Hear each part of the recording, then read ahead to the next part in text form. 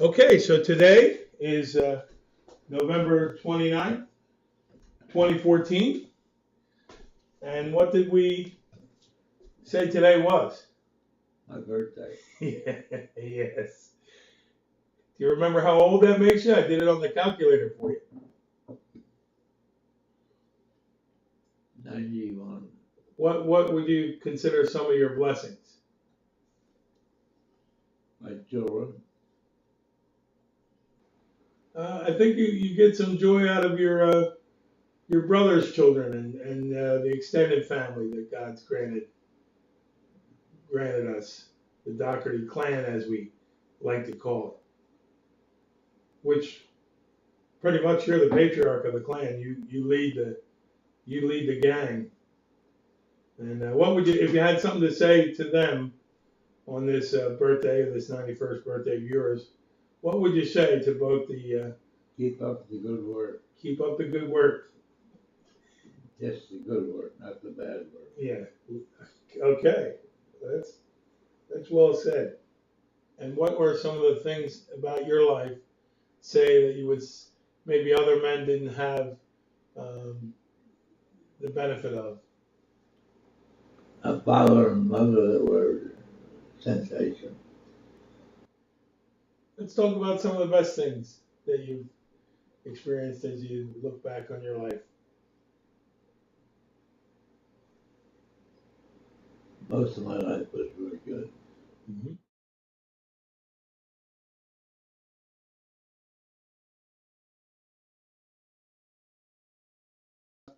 Yeah, the three docs. Dad, you want to say hi to the?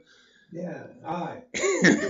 This is an action shot. Yeah, this is a video clip. Video going. Video. Yeah. Well, it's good to be on video. Yeah. This is the first evolution of the Dougherty reunion 2014, and we're in Doe's kitchen. Good place to be. Kicking it off. That's where it should be. And we should establish for the record that Dan is the only Ned Doc representing, so he gets an A+ for effort. Are you the best athlete of the brothers? There was never any question about that. About that. There was something in there that nobody wanted to play against me in basket. Oh, okay.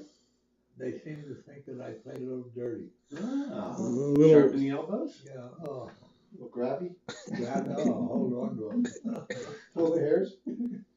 Look, here's one right there.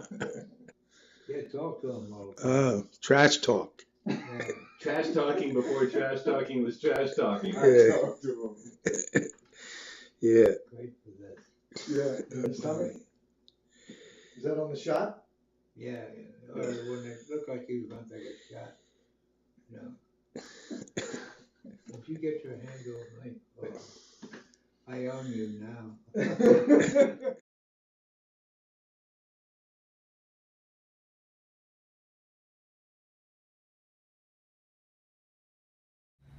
And a couple of things I think about is you're always different. In my life, I looked at you and I said, you flew boats. I never knew anybody that flew. I didn't know what a PBY was.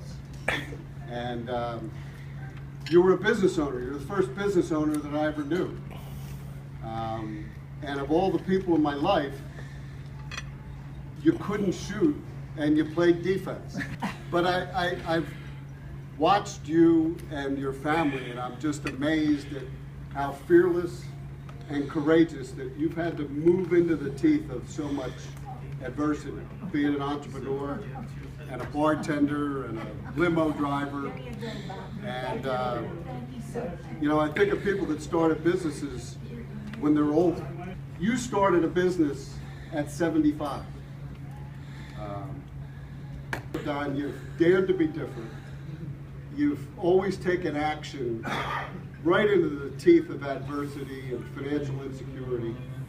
And you've shown me a lot with your poise, your class. We talked about how you're always sensational. And you've really taught me, and I bet everyone around here, the idea that hard work will not kill you. because you have always worked harder than anybody that I've known, and I love you. Yeah.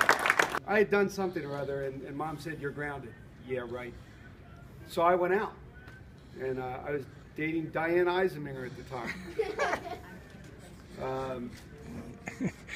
And now Diane Eisenminger was one of those women that you always go, God, if I could just date her, my life would be complete. What am I, ninth, maybe 10th grade, and she was beyond a 10th grade boy at the time. She was beautiful, and I was dating her. So I was going to her house, and then we went to the movies. We went to the movies in Wayne. I got another thought going on in my mind. They even bought a Temptations album for her. Greatest hits of the Temptations. You know, I'm smoothing in. This is a good night going. And now we're coming back to her house. And I'm thinking there might be a smooch in there. You know, this is a good night. It's quiet. You know, looks like it's maybe the front porch of her house. We could do a little smooching. And I come walking up the door, and I walk in the door, and Uncle Don is sitting in her living room.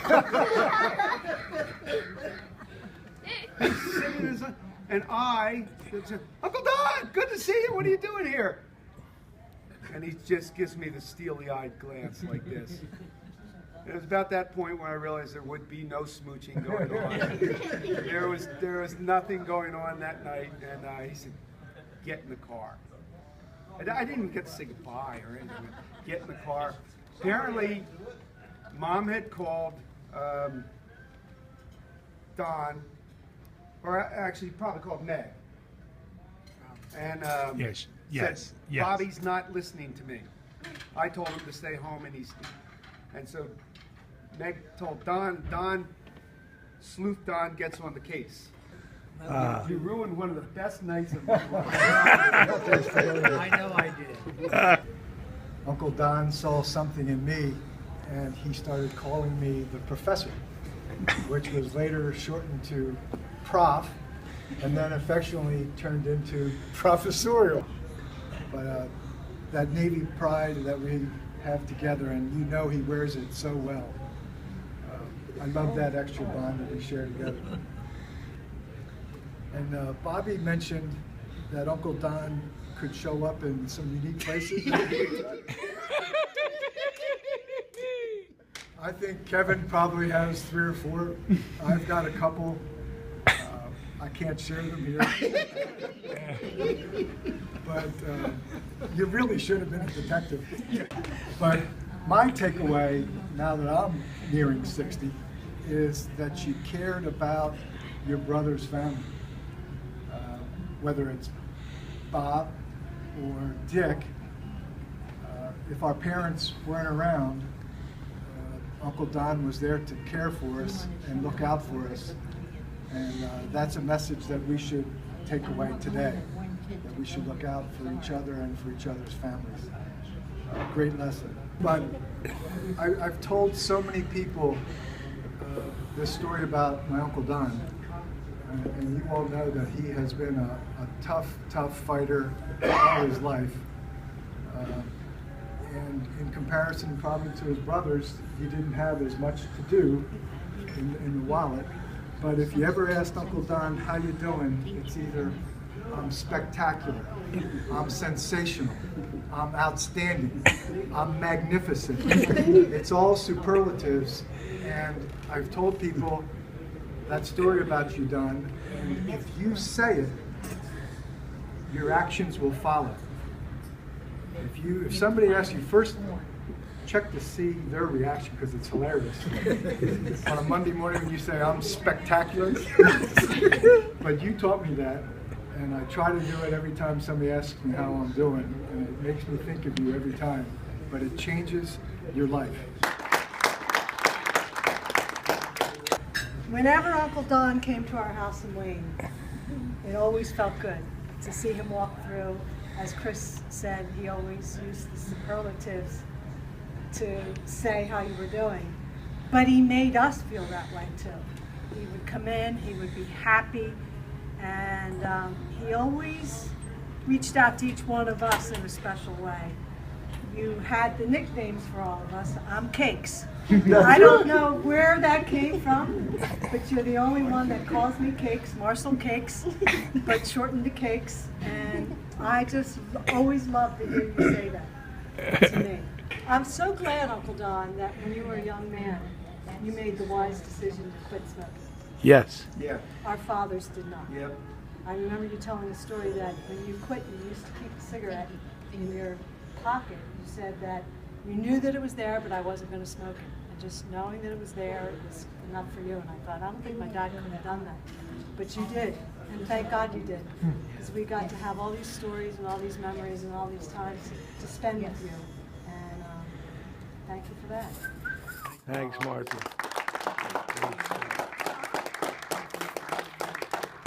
Cakes. He put a smile on your face, always asked you what was going on, and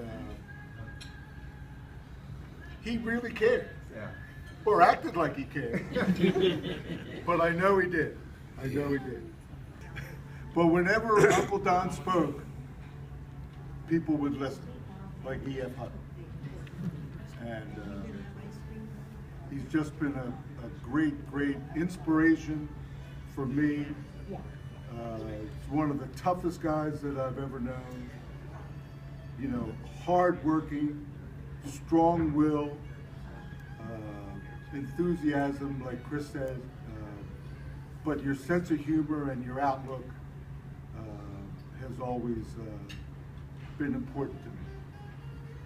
And I thank you for all of the guidance and all of the kicks in the rear end that you've given me over the years, but great, great advice as well.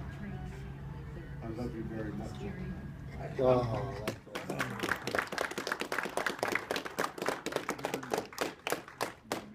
And you know, that's what reminds me of everything that I ever think about with Uncle Don. And he just lived his life that way.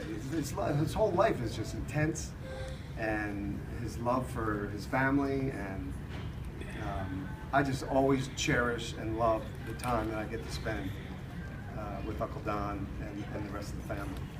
So thank you, Uncle Don, for that. Thank you very much. And I love you.